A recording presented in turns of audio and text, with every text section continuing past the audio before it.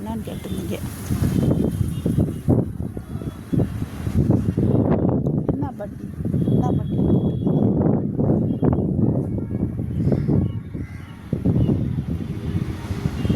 ஹிந்தியில் வந்து என்ன பாபான்னு கேட்குறீங்கல்ல. ஹிந்தியில் பாபான்னா அவங்க அப்பாவுக்கு அப்படி சொல்லுவாங்க.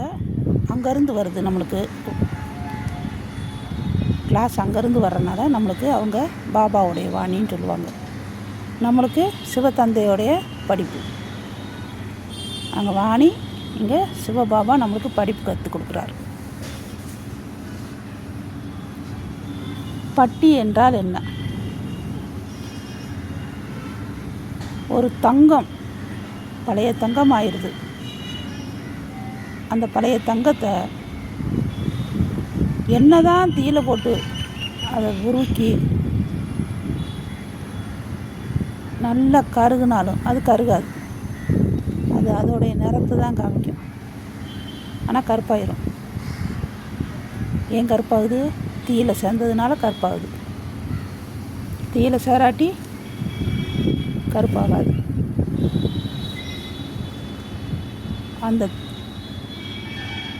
அதை புடம்போட்டு உருக்கி அதை திருப்பி நகையாக அழகாக அடித்து செய்கிறாங்க பார்த்தீங்களா ஆசாரி. அவங்களுக்கு தான் தெரியும் அதை எப்படி அழகாக அந்த நகையாக கொண்டு வரணும், பார்க்க கவர்ச்சியாக கொண்டு வரணும், மக்கள் பார்த்தோன்னே வாங்கணும் அப்படின்னு தெரியும். அவங்க அது மாதிரி செஞ்சுருவாங்க அந்த நகையை. நம்ம அதே மாதிரி தான் பிறந்து பிறந்து பிறந்து பிறந்து பிறந்து 84 பிறவி எடுக்கிறோம். இது கலியுகத்தின் கடைசி பிறவி. அப்போ இந்த பிறவியில் அழுக்கான உலகம். இந்த உலகம் எப்படி அழுக்கான, பிறக்கிற குழந்தை கூட அந்த காலத்துலலாம் 3 மாதம் ஆனால் தான் அந்த குழந்தைகள் தாய் முகத்தை பார்க்கும்னுவாங்க. தாய் முகத்தை தான் ஃபஸ்ட்டு பார்க்குமா. பால் குடிக்கையில் அந்த குழந்தைங்க அம்மான்னு சொல்லி அப்படி பார்க்குமா. அப்போ இப்போ இருக்க குழந்தைய எப்படி பிறந்தோடனே இங்கிட்டு போனால் பார்க்குதுங்க. அப்போ என்ன, கலியுகத்தில் எல்லாமே திருப்பி திருப்பி பிறந்து அது முத்திருச்சு. முத்துன குழந்தை ஆத்மா தான் திருப்பி பிறக்குது. அப்போ எல்லாமே தெரிஞ்சது தான். இந்த கலியுகத்தில் நம்ம தொடர்பு எப்படி தொடர்பு? நல்லவங்ககிட்ட நம்ம பழகுறோம் கிடையாது. யார் வேணாலும் பழகுறோம். ஒருத்தன் கெட்டது செய்கிறான்னா அவனோட சேர்ந்தோம்னா நம்ம அந்த கெட்டதை செஞ்சிடறோம். ஏன் செய்கிறோம்? சேர்க்கை. அப்போ இதெல்லாம் நம்ம போக்கணும்னா இந்த கிளாஸுக்கு போனால் தான் முடியும். ஏன் திரும்பி திரும்பி நான் அந்த கிளாஸை பற்றி சொல்கிறேன்னா, நான் அனுபவிக்கிறேன். தங்கத்தை எப்படி ஒரு ஆசாரி நகையாக செய்கிறாரோ அது மாதிரி இந்த ஆத்மாவுக்கு தந்தை சிவபாபா தான். அவர் தான் நம்மளை இந்த நகையை அழகாக செய்கிறார். எப்படி? அவருடைய ஒவ்வொரு வார்த்தையும் நம்மளுக்கு இனிமைத்தன்மையாக இருக்குது. அங்கே போயிட்டோம்னாலே ஏதோ நம்ம சொர்க்கத்தில் வெளியில் வரந்தொட்டி நம்ம ஏதோ பாபா சொர்க்கத்தில் நம்மளை வச்சுட்டாருன்ற மாதிரி தான் இருக்கும். கேளுங்க என்னடான்னு. சும்மா வந்தவங்க என்னமோ சொன்னால் வந்தோம், என்ன ஒன்றும் கிளாஸ் நடக்கலை அப்படின்லாம் நினைக்கக்கூடாது. டெய்லி கேட்கணும் இன்றைக்கி என்ன சொல்கிறாருன்னு. காலையில் அதுக்குன்னு மெனக்குன்னு ரெஸ்ட் எதுக்கோ போகிறோம். ஒரு காது குத்து வச்சா போகிறோம், ஒரு கல்யாணம்னா போகிறோம், அதுக்கெல்லாம் ரிஸ்க் எடுத்து போகிறோம். நம்ம வரும் ஜென்மத்தில் அடுத்த பிறவியில் நரகத்துக்கு போகாமல் சொர்க்கத்துக்கு போகிறதுக்கான இந்த படிப்பு. புரியுதுங்களா? இப்போ நரகத்தில் இருக்கோம். அப்போ ஒரு கல்லை எப்படி செதுக்குறானோ அதுக்கு வலிக்கத்தான் செய்யும். ஐயோ வலிக்குதேன்னு சொன்னால் அது கர்ப்ப கிரகத்தில் இருந்து அதை கும்பிட மாட்டாங்க. எவ்வளோ அடி வாங்குதோ அவ்வளோ அடிக்க அது தெய்வமாக உருவாகிடுது. அதை தான் நம்ம பூஜை பண்ணுறோம். ஒரு கல்லுக்கே நம்ம தெரியாமல் போய் பூஜை பண்ணுறோம்னா நம்ம உண்மையிலுமே அந்த காலத்திலே பாட்டு படிச்சிருக்காங்க, மனிதன் என்பவன் தெய்வமாகலாம், அவன் வாரி வாரி வழங்கும்போது வள்ளலாகலாம். இப்போ பாபா அப்படித்தான் இருக்கார், நம்மளுக்கு தெய்வமாக இருக்கார். அவருடைய வாணியை, அவர் வார்த்தையை நம்மளுக்கு வாரி வாரி வாரி வழங்குறார். அவர் வள்ளல் பாபா, நம்ம வள்ளலுடைய குழந்தைகள். நம்ம அதை மாதிரி நடக்கணும். அவர் சொல்படி நடக்கையில் தான் நம்ம அந்த வள்ளலுடைய குழந்தைகளாரும் நம்மளுக்கு நிறைய ஹெல்ப் பண்ணுவார். அவருடைய வழியில் ஒவ்வொரு அடியும் நம்ம எடுத்து வைக்கையில் நிறைய ஹெல்ப் கிடைக்கும். ஏன் அப்படி சொல்கிறேன்னா, ஒவ்வொரு வார்த்தையும் என்ன வருது நம்மளுக்காக, நான் என்ன தவறு செஞ்சுருக்கேன், அதுக்கு பாபா என்ன சொல்கிறாருன்னு கேட்பேன். ஒரு நாள் ஃபஸ்ட்டு நான் ஆரம்பத்தில் அப்போ தான் நான் ஒன்று புரிஞ்சு கேட்டேன். வாசை கூட்டிக்கிட்டு இருந்தேன். வாசை கூட்டையில் கூட்டி கீட்டி கொடிச்சு கோலம் போட்டுட்டேன். ஏற்று வீட்டில் அந்த வாசலை கூட்டையில் செத்த பூரா வந்துருச்சு என் வீட்டு பக்கம். அப்போ நான் பாபாவை பற்றி அறியலை. அவருடைய புது குழந்தை தானே, நானும் போனோடனே எனக்கு என்ன புரிய போகுது. அப்போ வீட்டில் நான் எப்பயும் போல செய்கிற சட்டையெல்லாம் பண்ணிக்கிட்டே இருப்பேன். எல்லாத்தையும் வைகிற மாதிரி வைவேன், புரியாமல் பேசுவேன். அப்போ என் வாயில் எவ்வளோ தான் கெட்ட வார்த்தை வருதுன்னு எனக்கே தெரியாது. அவ்வளோ வேர்டெல்லாம் பேசுவேங்க. இப்போ சொல்கிறது கூட எனக்கு நான் இந்த வழியில் நான் இருந்தேனான்னு எனக்கு அசிங்கமாக இருக்குது. அவ்வளோ பேச்சு பேசுவேன். யாரையுமே கண்ணில் குத்துன மாதிரி பேசுவேன். எவடி என் வாசலில் போட்டவ அவளே இவளே என்னை திட்டுன்னு திட்டுனேன். மறுநாள் கிளாஸுக்கு போயில பாபா சொல்கிறாரு, நான் குழந்தைகளுக்கு நிறைய ஊட்டி வளர்க்குறேன். குழந்தைகள் இங்குள்ள இந்த கலியுகத்தினுடைய கடைசி எல்லையிலேருந்து நம்ம ஆத்மான்னு நினச்சி உணர்ந்து நம்ம பாபாவோட சொர்க்கத்துக்கு போகிறோம்னு நினச்சா, என்னுடைய இடம் இதுவரையும் நான் என்ன சொன்னேன், என் இடம்னு சொன்னேன். இது வரைக்கும் இருக்குது என் இடம், இதில் தள்ளாதீங்கன்னு சொன்னேன். அந்த வார்த்தை அப்படியே வந்துச்சு. இது ஏன் இடம், இது வரைக்கும் என் இடம், இது வரைக்கும் என் இடம், இது என்னுடையதுன்னு சொல்ல என்னுடையது யார்? பாபா கேட்குறாரு, உங்களோடது என்ன? திருப்பி நீ வரும்போது என்னத்தை கொண்டு வர போகிற என் கூட? ஆத்மா மட்டும்தான் வரப்போகுது. இந்த தேக சம்பந்தப்பட்ட உறவுகள் அனைத்தும் நம்ம கூட வராது. நம்மளுடைய புண்ணிய கர்மா மட்டும்தான் அந்த ஆத்மாவில் பதிவாகி வரும் அப்படின்னு சொன்னார். அன்னைக்கு தான் கேட்டேன், ஆகா நம்ம இப்போ தான் வாசலை நேற்று சண்டை போட்டோம், என் இடம்னு சொன்னால் அதை பாபா உடனே நம்ம பக்கத்துலேயே இருந்த மாதிரி சொல்லிட்டாரே. அப்போ பாபா நம்ம கூடவே இருக்கார் அப்படின்னு சொல்லி ஒவ்வொரு வாணியும் ஒத்து கேட்க ஆரம்பித்தேன்.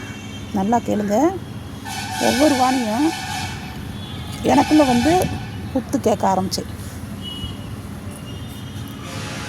நான் வீட்டில் என்னென்னலாம் செய்கிறனோ அப்படி இருந்து மறந்து செய்வோம்ல, பழைய சன்ஸ்காரெலாம் ஒட்டிக்கிட்டு இருக்கும்ல, அந்த சன்ஸ்காரெலாம் அழியணும்ல. பாபாட்ட போய் கேட்க தானே இப்படி ஒன்றா அழியும். அந்த இடத்த பற்றி பேசுகிறத விட்டுட்டேன். எங்கள் பிரதர் பேசுகிறது எனக்கு பிடிக்காது, அவர்கிட்ட தினம் சண்டை போடுவேன். இப்படி போகையில் அங்கங்கே கோச்சிடுவேன். அதுக்கும் எனக்கு விளக்கம் வரும். இப்படி ஒவ்வொன்றா இனிமைத்தன்மை, என் குழந்தைன்னு சொல்லி அவர் நம்ம கூட அப்படி நம்ம பெத்த குழந்தைய செஞ்சுருக்க மாட்டான். அவர் ஆத்மாவுக்கெல்லாம் தந்தை பரமாத்மா, அவருடைய குழந்தைகள் இல்லையா, விடுவாரா? நம்ம இந்த ஜென்மத்தில் மட்டும்தான் குழந்தைகளை பெற்றிருக்கோம். போன ஜென்மத்தில் யாரை பெற்றோம் தெரியாது, யாரை கல்யாணம் முடித்தோம் தெரியாது, அதுக்கு ஜென்மத்தில் யாரோட வாழ்ந்தோம்னு தெரியாது. இப்படி ஜென்மமாக ஒவ்வொரு குடும்பத்துலேயும் நம்ம இருந்திருக்கோம். இந்த ஜென்மத்தில் இவங்களோட இருக்கோம். இதை புரிஞ்சுக்கோங்க குழந்தைங்களே அப்படின்வார். நீங்கள் இந்த உடலை விட்டு ஆத்மா பிரிஞ்சிருச்சுன்னா இந்த குடும்பம் உங்களுடைய குடும்பம் கிடையாது. அடுத்த பிறவி எங்கே பிறப்பீங்கன்னு தெரியாது அப்படின்னு சொல்லுவார். அப்போ தான் எனக்குள்ளே இருக்கிற கொஞ்சம் கொஞ்சமாக விலகுனேன். ஆனாலும் குடும்பத்தை விட்டு விலகலை. பாசம் இருக்கும், எல்லாமே இருக்கும். அந்த பற்றுன்னு சொல்லுவார், அதுதான் தங்கச்சங்கிலி. பாபா சொல்லுவார், தங்க செயினால் பூட்டிக்கிறாதீங்க, தங்கத்தை விட்டுட்டு யாரும் வர முடியாது, வந்துருங்க, வெளியில் வந்துருங்கன்னு வரும். தங்க சங்கிலியில் மாட்டிக்கிறாதீங்கன்னு வரும். இதெல்லாம் மாயையான உலகம். இந்த உலகத்தில் போய் நீங்கள் மாட்டிக்கிறாதீங்க. நீங்களாம் என் பூந்தோட்டம், ஒவ்வொரு பூவும் ஒவ்வொரு வாசம் அப்படின்னுவார். என் செல்லமான குழந்தைகளேன்னுவார், காணாமல் போய் கண்டெடுக்கப்பட்ட குழந்தைகளேன்னுவார். அப்போ நம்மளை இப்படி ஒவ்வொன்றா சொல்லி நம்மளை நிமித்திடுவார். பாபா லேஸ்பட்டவானவரில் சிவத்தந்தை. இப்போ இறந்தவங்களுக்கெல்லாம் நீங்கள் போய் 1 வருஷம் ஆனால் செய்கிறீங்க, அவங்க இறந்தவங்க வரமாட்டாங்க. அவங்க ரூபத்தில் யார் வருவார் தெரியுமா? சிவத்தந்தை தான் வருவார். உங்களுக்கு அந்த காட்சியை கொடுத்துட்டு குழந்தைய திருப்தியாக இருக்கட்டும்னு போயிடுவார். எந்த ஒரு கோயில் கும்பிட்றாங்களோ அவங்கவுங்க கையெடுத்து அவங்கவுங்க தெய்வத்தை கும்பிடுவாங்க.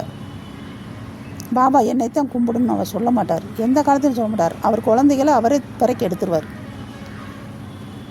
ஆனாலும் ஒவ்வொரு கற்பக்கிரகத்துலேயும் இவர் தான் போய் காட்சி அளிச்சுட்டு வருவார். எனக்கு இன்றைக்கி கிருஷ்ணனாக கிடச்சாரு, எனக்கு இன்றைக்கி சாமி மாரியாத்தா வந்துச்சு, எனக்கு இன்றைக்கி காளி ரூபத்தில் வந்துச்சு, எனக்கு அப்படி கனவுல வந்துச்சு, இப்படி வந்துச்சு, அப்படி வந்துச்சு. இப்படி காட்சி கொடுக்குறதெல்லாம் வேறு யாரும் கிடையாது, சிவத்தந்தை மட்டும்தான். அந்தந்த ரூபத்தில் அவங்கவுங்க தெய்வ ரூபத்தில் வருவார். இப்போ கிறிஸ்டியனில் போனால் அங்கே ஏசப்பாவாக வருவார், அல்லாஹ் குதாவாக வருவார்.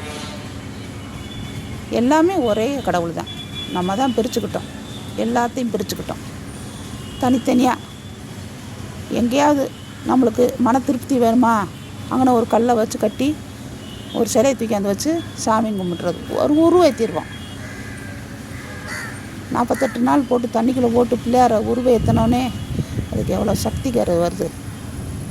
ஒரு கல்லுக்கே சக்தி வரையில் நம்ம உண்மையான ஒரிஜினல் ஆத்மா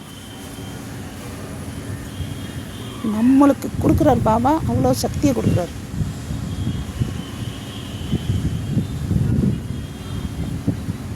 பட்டினா நம்மளை கல்லில் செதுக்கி எடுத்த சிலை எப்படி கற்ப கிரகத்தில் போகுதோ அந்த மாதிரி பட்டின் கிளாஸ் நடந்துச்சுன்னா நிறைய வரும். கிளாஸில் ஒவ்வொன்றும் ஒவ்வொரு வார்த்தை, ஒவ்வொன்றும் ஒவ்வொரு அல்வா மாதிரி சாப்பிடணும். நம்மளுக்குள்ளே உள்ளே வச்சுக்கிறணும், யாருக்கும் நம்ம நல்லா நிரப்பிக்கிறணும். அதுக்கு தான் போகிறோம். ஒவ்வொருத்தவங்களுக்கும் அவங்களுக்கு என்ன, நம்மளுக்குன்னு கிளாஸ் எடுக்கிறாங்களே அவங்களுக்கு என்ன, நம்மனா பணமாக கட்டுறோம் கிடையாது. ஏன் உலகம் திருந்துறதுக்காக அவங்க நம்மளுக்காக பாபா அவங்க ரூபத்தில் எடுக்கிறாங்க. அப்போ அதை வாங்கி வைக்கிறதுக்கு நமக்கு என்ன வலிக்குது சொல்லுங்கள் பாப்பா? எவ்வளோ எவ்வளோ ஒவ்வொரு வார்த்தையும் ஒவ்வொரு இனிமைத்தன்மையாக அத்தனை பேர் வராங்க, அத்தனை பேருக்குமே ஒவ்வொன்றும் கிடைக்குது. ஒரு கிளாஸ் நடந்துச்சுன்னா அந்த கிளாஸில் எல்லாத்துக்கும் கிடைக்கும் ஆன்சர். இதுதான். ஒரு செங்கல் இருக்குன்னா அந்த செங்கல் சாதாரணமாக வராது. களிமண்ணாக கழட்டி வச்சு அப்படியே வீடு கட்டினோம்னா மழை பெஞ்சால் கரைஞ்சி போயிடும். அதை சூளையில் வச்சு சுட்டு நல்லா வெந்தால் தான் கட்டடம் ஸ்ட்ராங்காக இருக்கும். என்ன மழை பெஞ்சாலும் தண்ணியை இழுத்து வாங்கி வச்சுக்கிட்டு அது கக்கிற நேரம் வைக்கணும். இந்த களிமண் இருக்குது பார்த்தீங்களா, பிடிச்சி வாங்கி உள்ளே வச்சுக்கிட்டு கொலண்டு வீடே கரைஞ்சி போயிடும்.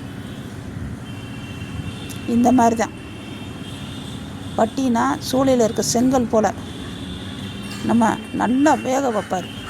ஒவ்வொரு கிளாஸும் சொல்லி சொல்லி நம்மளை உருவேற்றி ஒரு பேஸ் மட்டத்துக்கு நம்மளை பில்டிங் ஆக்கிடுவார். சாதாரண வார்த்தை கிடையாது. இன்றைக்கி மக்கள்லாம் எவ்வளோ நெரிசலில் வாழ்ந்துக்கிட்டு இருக்காங்க தெரியுமா? இதெல்லாம் கிடைக்காது. நிறையா பேருக்கு இது என்ன நடக்குதுன்னு கூட தெரியாது. வர்ற குழந்தைகளாகவும் இருப்பாங்க, அவங்களுக்கு இது என்ன இடம்னு கூட தெரியாது. அந்த இடத்துல இருந்து இதை பார்த்துட்டாங்கன்னா மாறிடுவாங்க. திண்டுக்கல்லில் ஒரு பிரதர் ஏச கும்பிட்றவர், ஆர்சி சர்ச்சில் சேர்ந்திருந்தவர். ஒரு தடவை எங்களோட மதுபனுக்கு வந்திருந்தார். அப்போ அவங்களுக்கு பாபா எப்படி கிடச்சாருன்னு சொல்லையில் ஒவ்வொருத்தவங்களும் எந்திரிச்சு சொல்லுவாங்கள்ல. அப்போ தான் சுனாமி அழிஞ்ச டைம். பாண்டிச்சேரியிலாம் நிறையா அழிஞ்சு போயிட்டாங்க. அங்கேருந்து நிறைய ஆத்மாக்கள் வந்துச்சு. அவங்கெல்லாம் சொல்லையில் நம்மளுக்கே அவங்க கூட கூட்டு வந்தவங்க அவங்க குழந்தை இல்லையா, எவ்வளோன்னு பாருங்கள். கணவன் இல்லை, அவங்க குழந்தைகள்லாம் இல்லை. இப்படி ஒரே டயத்தில் அழிஞ்சதெல்லாம் பார்த்துருக்கீங்களா? இயற்கை ஒரு செகண்டில் நம்மளை தூள் பண்ணி துமாஸ் பண்ணிட்டு போயிடும். நம்ம என்ன சொத்து சம்பாதிக்கிறோம்? அவங்க சொல்லையில் எல்லாருக்குமே கண்ணீர் வந்துருச்சு. இது என்னுடைய குழந்தை இல்லை, அது அழுதுகிட்டு இருந்துச்சு. அவங்க அம்மா அப்பா யாருமே இல்லை, எனக்கு குழந்தை யாருமே இல்லை. இப்போ இவனைத்தான் நான் தூக்கி வச்சு எனக்கு குழந்தையா எனக்கு துணைக்கி இவனை வளர்க்குறேன்னு அந்த ஆத்மா சொல்லிச்சு. அவங்களுக்கு எவ்வளோ வேதனை இருந்திருக்கும், இந்த குழந்தைக்கு எவ்வளோ வேதனை இருந்திருக்கும். நம்ம அம்மா அப்பா இல்லையே அப்படின்னு சொல்லி அதுக்கு எவ்வளோ கவலை இருந்திருக்கும். பிரதர் அப்போ சொன்னார். அவங்க சொல்லி முடித்தோடனே திண்டுக்கல்லில் அவர் ஃபாதராக இருந்தவர் சர்ச்சில் ஃப்ரெண்டோட 2 வீலரில் போய்கிட்டு இருந்திருக்காரு. 2 வீலரில் போய்கிட்டே இருக்கையிலேயே அவருக்குள்ளேயே நம்மளுக்கு மேலே அந்த ஏசப்பா விரலை நீட்டி பரம்பிதா பரமாத்மா அப்படின்னு சொல்கிறாரே, அந்த அப்பா யார்? அவர் தேடுதலை கண்டுபிடிக்கிறதுக்கு தேடி இருக்கார், வருஷக்கணக்காக தேடி இருக்கார். அப்போ ஒரு வீட்டில் இந்த கிளாஸ் நடந்துக்கிட்டு இருக்கு. அவங்க ஃப்ரெண்டோட போயில கொஞ்சம் நிப்பாட்டுன்னு சொல்லியிருக்காரு. நிப்பாட்டுன்னு சொல்லையில் அவர் எடுக்கிற கிளாஸு கிறிஸ்டின்னு. அவர் பாபா குழந்தையாக இருந்திருக்கார் போன கல்பத்தில். அந்த 5000 ஆண்டுக்கு அவர் பாபா குழந்தையாத்தான் இருந்திருக்காரு. ஆனால் அவருடைய தொழில் சர்ச்சில் வேலை பார்த்துக்கிட்டு இருந்திருக்காரு. ஆனாலும் அவர் தேடல் அன்னைக்கு விடுதலை கிடச்சிருக்கு அவருக்கு. அப்போ நம்ம பாபா கிளாஸ் நடந்துக்கிட்டு இருக்கு.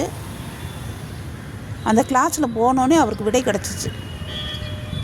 ஆகா, நம்ம தந்தையை கண்டுபிடிச்சிட்டோம் அப்படின்னு சொல்லி அவருக்கு அவ்வளோ உள்ளத்தில் சந்தோஷம். தானே நான் விடையை தேடிக்கிட்டு இருந்தேன், இது சிம்பிளாக எனக்கு லேசாக கிடச்சிருச்சே. என் தந்தை பரம்பிதா பரமாத்மா என்னுடைய அப்பா எனக்கு கிடச்சிட்டாரு. இனி இதை விட எனக்கு என்ன இன்பம் அப்படின்னு சொல்லி பாபா கிளாஸ்க்கு வர ஆரம்பிச்சிட்டார். வந்து எங்களோட பாபா குழந்தைய வந்தார், விஐபியில் வரல. அவர் எல்லாத்தையும் கடைப்பிடிச்சு எங்களோட வந்துட்டார். அவர் சொன்ன உடனே இப்போ பாபா எப்படியெல்லாம் ஒவ்வொரு குழந்தையும் திருத்திருக்கார் பாருங்க. முஸ்லீம் எங்கள் தீதி சாந்தா தீதி சரையரை விட்டாங்க, பெங்களூர்லேருந்து கொண்டு வராங்க. அப்போ நாங்கள் வந்து சென்னைக்கு போயிருந்தோம். மோகன் கார்டனில் தான் எங்களை தங்க விட்டுருந்தாங்க. அப்போ வந்து பாபான்னு சொல்லிவிட்டு அவங்க அந்த இதில் இருந்து சரீரை விட்டுருக்காங்க. அவங்க இறந்தவங்க மாதிரி இல்லை, சிரிச்சுக்கிட்டு இருந்தாங்க. அவங்க முகத்தில் அவ்வளோ ஒரு அழகு. அவங்க கொண்டு வந்தவங்க எல்லா பேரும் சொல்கிறாங்க பாபா பாபான்னுக்கிட்டே விழுந்தாங்களாம். துணி எடுக்கிற குடோனில் இப்படி பின்னாடி துணியை பார்த்துக்கிட்டே வந்திருக்காங்க.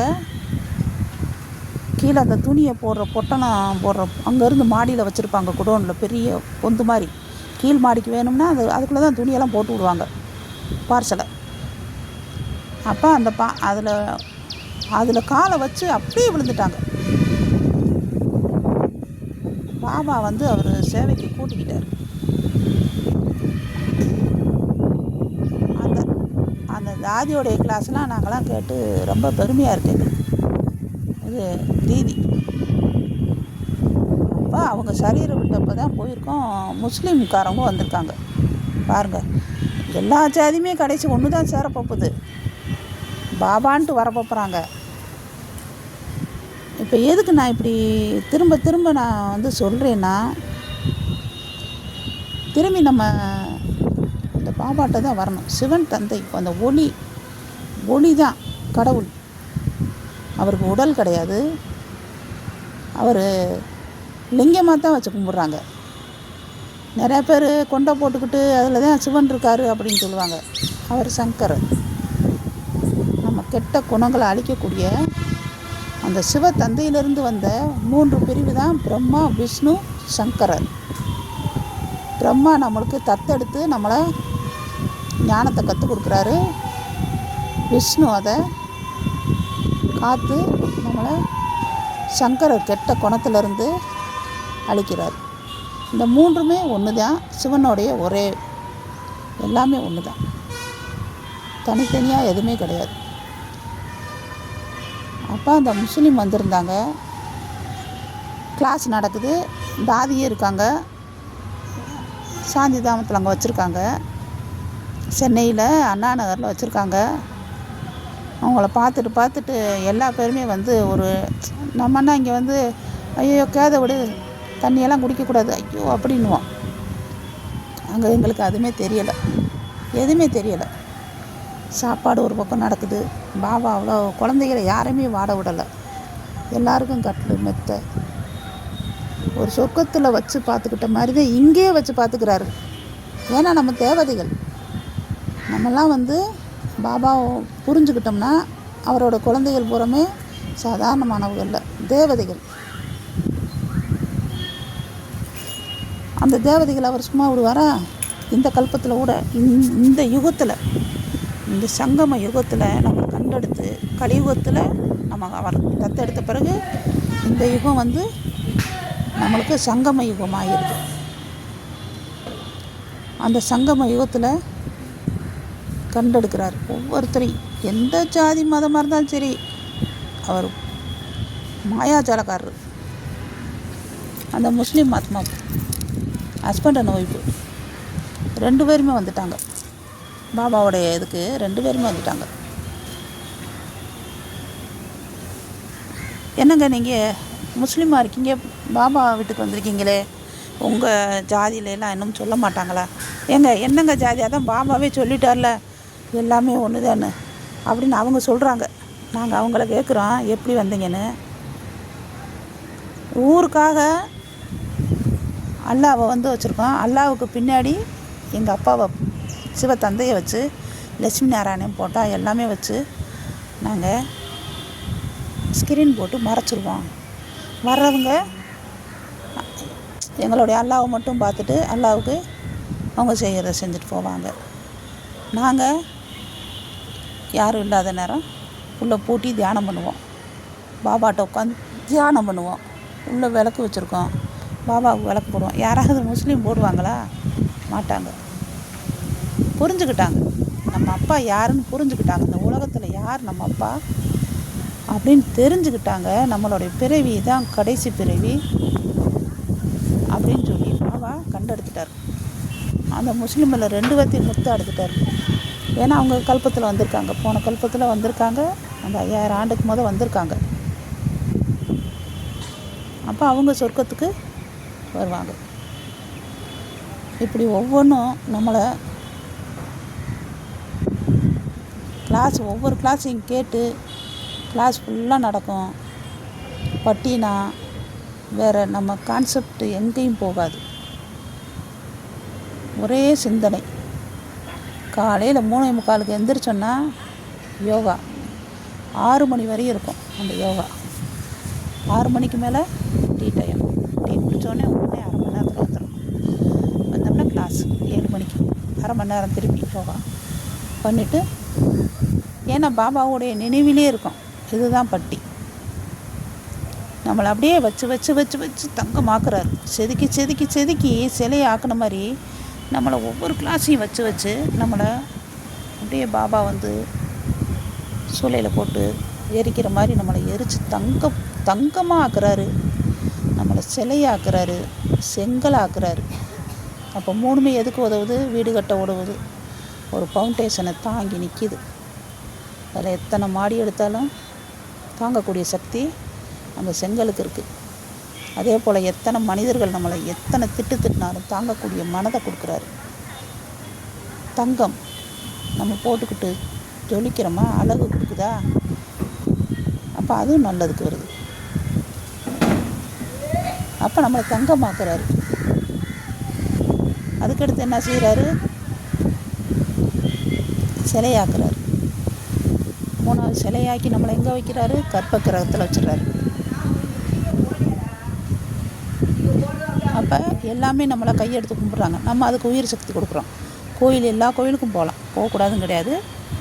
நம்மளுடைய ஆத்மான்னு புரிஞ்சு நம்மளுக்குள்ளே இருக்க சக்தியை அங்கே நம்ம மக்களுக்கு அதில் போய் எல்லாருக்கும் திருஷ்டி கொடுக்கையில் அது ஒரு சந்தோஷம்.